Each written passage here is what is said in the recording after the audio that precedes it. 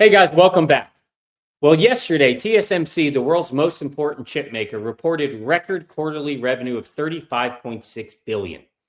Wall Street cheered. I cheered as well. Maybe you did as well, because it clearly was a catalyst for the memory sector, for the tech sector overall in the afternoon session. But there was a bullet point in that report that I don't think has gotten enough attention. I think we're underestimating the impact of this bullet point. The bullet point clearly said that smartphones and PC end markets took a major hit due to memory shortages, but AI pulled the weight overall for TSMC's earnings. And it is a clear message for us as consumers. Our consumer products, such as laptops, smartphones, tablets, we can expect them to start getting more expensive. Not because of inflation, not because of tariffs, but because the memory providers that we follow on this channel, the Fab Four, are clearly making a choice. They are choosing AI over consumers. They are chasing the HBM4 market, the $58 billion market, and leaving the average consumer behind. This is a choice that they're making, and it's creating a vacuum in the consumer memory market. And here's the thing about vacuums, though. They don't stay empty for long. Right now, a monster is growing in China, working hard to try to fill that vacuum. And at the same time, a bipartisan bill within Washington is coming forward to slow them down, to ensure that China doesn't take over our markets. That bill is the Match Act. We're going to talk about that today as well. We're going to dive into just the operational siege on China, the HBM4 black hole that we see in the market right now, what it's creating overall, and how it's hurting consumer demand. And we're going to share why Micron, SanDisk, Western Digital, and Seagate Technologies are the only companies that matter right now. If you haven't done it already, hit like, hit subscribe to the channel. Let's first dive in and talk about the HBM4 black hole. I get asked the question a lot on this channel, but also in circles outside of YouTube, is why can't the memory companies just make more RAM? The reality, guys, as you know, is it takes significant amount of time to build up capacity in this space. But the other reality is the memory companies have clearly reallocated their capacity. They have shifted from RAM and shifted into higher price products, better margin products such as DRAM and HBM4. And the math on the wafer math, I'll say, most people don't appreciate it, because clearly every wafer is a zero-sum game. Producing HBM4 for an NVIDIA GPU is roughly 3 times more wafer intensive than a standard RAM. So even as production ramps, overall memory can still shrink. One NVIDIA Blackwell B200 GPU effectively cannibalizes DRAM needed, the same amount of DRAM that is needed for 500 smartphones. Now we're shifting to HBM4. That's a 16 high stack versus a 12 high stack we had with the older HBM models. That's a 33% jump in die consumption per chip to feed the next wave of AI accelerators like NVIDIA's Rubin. This is why Micron is a fortress right now in the marketplace. Their HBM supply is spoken for all the way through 2027. They're signing contracts, locking in pricing, locking in supply guarantees overall for their product. This is why we're seeing a structural re-rating, not only of Micron, but of the other memory companies right now, real time in the market. The West is clearly making the decision to chase AI, to shift capacity away from consumer memory. And while they're doing that, China is very closely studying the 1980 Japan playbook, because we've seen this cycle before. History doesn't repeat itself, but it often rhymes, and it's rhyming right now. Because back in the 1980s, we saw the U.S. that dominated the global DRAM market. They shifted their focus to other high-end margin products. And in that shift, Japan moved in and took over the global DRAM market, and we haven't had the same since that position. That's exactly what China is looking to accomplish right now in this moment as well. So China's 2 biggest players, CXMT, it dominates the DRAM market in their country, and YMTC dominates NAND overall. They both are scaling faster right now than I think most analysts appreciate. I'm going to pull up an article just to dive in and show you that impact. So you can see right now, as I pull this up, the article says that Chinese memory giants are scaling fast, and the AI boom is giving them cover. The 2 that I called out already, so YMTC, they're on track to become the third largest producer of NAND in the world. In CXMT, it posted $8 billion in revenue in 2025, 130% increase over the prior year. And they're building out more capacity, more fabs. You can see here, YMTC is set to begin mass production at their new Wuhan facility in the second half of this year. They're looking to move beyond SK Hynix, move beyond Micron, and become the world's third largest producer of NAND, only behind Samsung and behind Kioxia. That surprised me when I saw it. I didn't realize the scale that they had and the fact that they had the potential to move beyond SK Hynix and Micron overall. It's because of their focus onto HBM, but also this company is scaling up. I think it's with everything happening around AI right now, we have not seen some of these aggressive moves in the market from the Chinese manufacturers. And CXMT, they posted that earnings that I mentioned a moment ago. It is driven by surging memory prices and nearly a tripling of its monthly DRAM wafer capacity. They're moving from 100,000 units at the start of 2024 to almost 300,000 units by the end of this year. Guys, that's just one example of the scale overall, I think, from these Chinese companies and what they're looking to do. Because what they're ultimately are going to try to do, in my opinion, is flood the consumer market that we've abandoned. YMTC is on track to become the third largest NAND producer, as I mentioned. That new Wuhan facility will come up in the second half of this year. The bull case still, I think why it doesn't get a lot of attention, the bull case still says that Chinese memory is inferior. They are behind US companies. They're behind the Korean companies. And in the most part, that is true. CXMT lags behind Samsung and Micron. Some estimate they're about 10 years behind on process nodes, and they cannot make high bandwidth memory. But where I think what we're missing over here, because that bull case is true in the short term, but my story or my concern overall, or what the point of this article isn't based on parity in tech. It's based on the shift we could see in customer loyalty and design overall. Because while Micron is focused on NVIDIA and Microsoft, CXMT and YMTC are locking in contracts with budget Android makers, with original equipment manufacturers, and consumer electronic firms desperate for supply.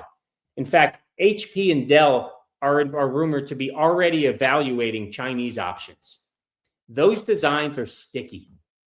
If they move in with the manufacturers, it becomes a bit of a sticky relationship. So if we see some cooling off, it won't be as easy for the US companies and the traditional companies to shift back into consumer memory markets if the Chinese manufacturers firmly displace them overall.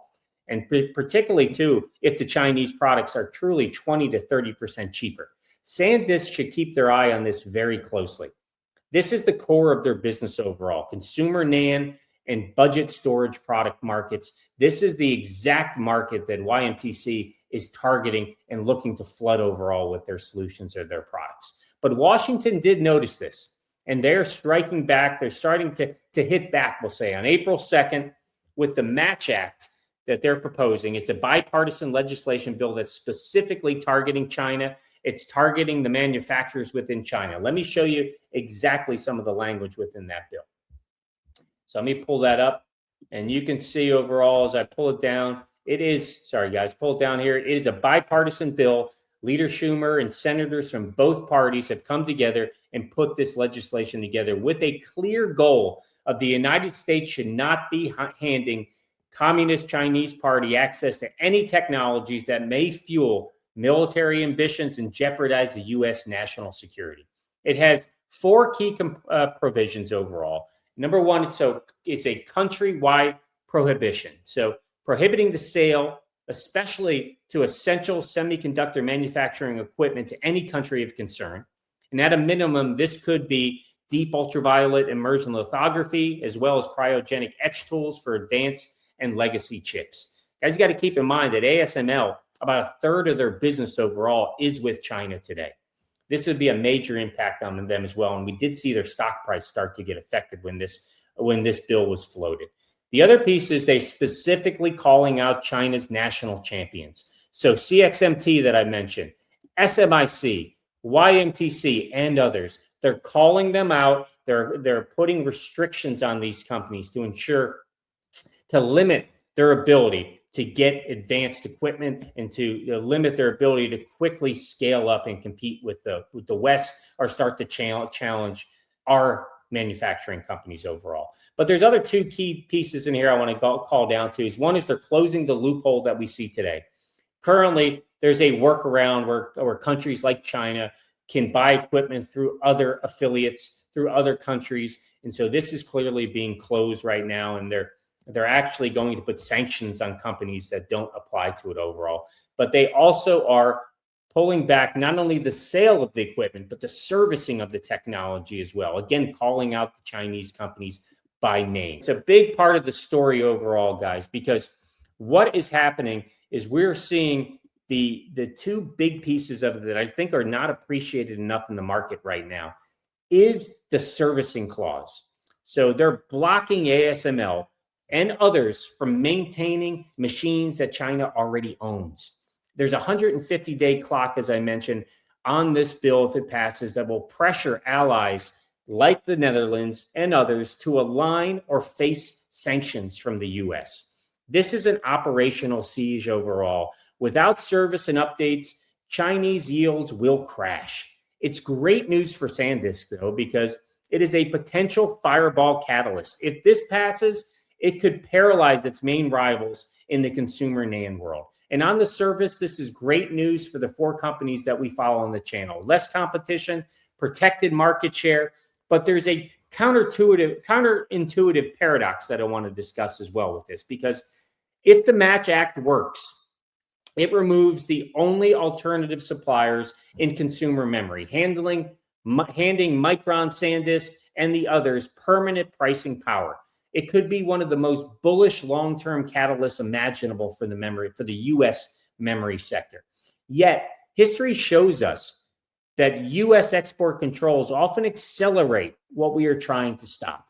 I want to pull up an article that I read that I thought was pretty interesting and dives into this topic overall. But you can clearly see it's from TechWire Asia. Match Act would cut off China's last chip-making lifeline. Asia is already feeling it. But they go down in a piece, and it's in this area that I highlighted, that China is already responding. The reoccurring argument against tightening semiconductor export controls further is that restrictions have historically accelerated exactly what they sought to prevent. U.S. measures are proving more successful at catalyzing genuine Chinese chip innovation than at blocking it, manifested in recent achievements in advanced packaging, alternative forms of lithography, and novel system architecture. You see below that China's semiconductor industry has already set a target of 80% of self-sufficiency by the end of the decade. And they also, Beijing is mandating that any chip maker use at least 50% domestically produced equipment overall. So what we're saying, or what they've seen in the past, which I found was interesting, is that when we cut off tools, China pours resources into building its own. The Match Act may force CXMT and YMTC to create a fully indigenous equipment industry years ahead of schedule in China. So Washington is trying to kill a monster right now with the Match Act. But what if the monster has already learned to feed itself? Are we helping it further? And here's where the story gets bigger. Because if the Match Act reinforces Western control, it doesn't just protect consumer memory. It strengthens the dominance across the entire stack while AI rewrites the rules. AI isn't only hungry for fast, high bandwidth memory. It creates enormous data lakes that need cheap, high-capacity storage for inference, archives, and cold data. So when we look at Seagate and Western Digital as hard disk drive providers, plus SanDisk as an independent flash NAND provider business, they are positioned to benefit. Seagate, as you know, Mizuho raised their price target to $565. It's all based on their HAMR technology that is already delivering 50 terabyte drives while competitors lag. Western Digital is a pure storage giant after its spin-off. It is purely focused on the HDD market, and it recently hit its all-time high. As DRAM prices soar, AI developers are moving workloads to flash and HDD. SanDisk is partnering with SK Hynix on high bandwidth flash, If it succeeds, AI models could run directly from storage, bypassing the DRAM bottlenecks entirely. That would make SanDisk a core engine for AI inference. Reports suggest right now that NVIDIA, AMD, and Google are already evaluating high bandwidth flash. Success here could reduce the overall DRAM demand, paradoxically helping consumers by freeing up supply. It's the most uncertain scenario for sure, but it could dramatically reshape the thesis for the memory products, the Fab 4 that we follow on this channel. The consumer market is being sacrificed for AI right now. Expect higher laptop and phone prices probably through at least 2028, if I'm being honest, as the HBM4 black hole consumes all available wafers in the market. The real risk, though, is that these companies are handing their future consumer market to a rival while chasing today's AI gold rush. Washington is fighting to stop it, but the average consumer is caught in the middle of a geopolitical and corporate war. Part 2 tomorrow that I drop will focus further on SanDisk. We'll dive into their business model and decide whether it's a ticking time bomb or will their partnership with SK Hynix help them overcome the challenges we see in the market. Guys, don't miss tomorrow's video. Make sure you hit like, subscribe, turn on your notifications. I appreciate you listening, and thanks.